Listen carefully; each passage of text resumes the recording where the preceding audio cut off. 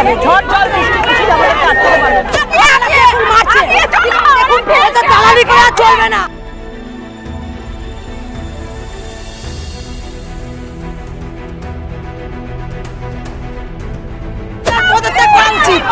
না আমাদের যেতে দিচ্ছে না।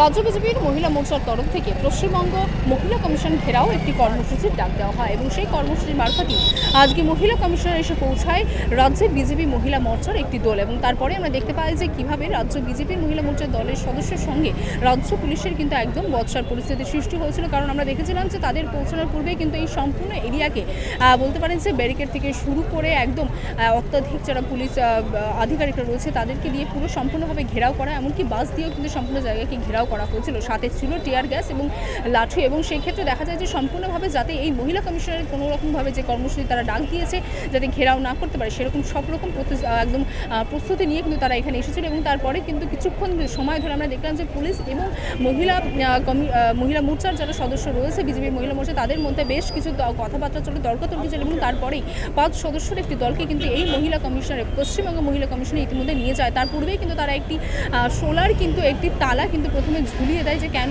মহিলা কমিশনার চুপ রয়েছে আর্যকর কাণ্ড শহীদ মহিলাদের উপর অত্যাচারের উপর, সেই বিষয়ে যেমন একটা তালা ঝোলায়। তারপরে একটি 5 সদস্যের টিম যেখানে বিধায়িকা অগ্নিমিত্রা পাল থেকে নেত্রী লকেট চট্টোপাধ্যায় এবং মহিলা মোর্চার যিনি সভাপতি ফাল্গুনা পাত্র সহ মূলত 5 জনে কিন্তু ইতিমধ্যে এই মহিলা কমিশনে ঢুকেছে, যেখানে কিন্তু তারা ভেতরে যে কথাবার্তা বলছে এই সম্পূর্ণ বিষয়টি নিয়ে।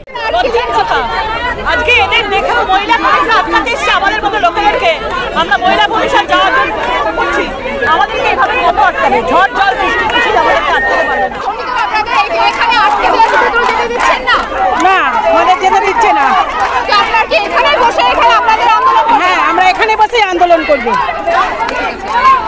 আর এই তৃণমূলের দলদাস পুলিশ এটা দালালি করে, ওরা যেতে দেবে আমাদেরকে? আপনারা তো দেখতেই পাচ্ছেন আমরা সুস্থ সবল যাচ্ছি, আমাদেরকে আটকে শুধু মারপিট দালালি করা চলবে না। দালালি করে একটা মেয়ের জীবন যেভাবে নষ্ট হচ্ছে, একটা মুখ্যমন্ত্রী হিসাবে তাকে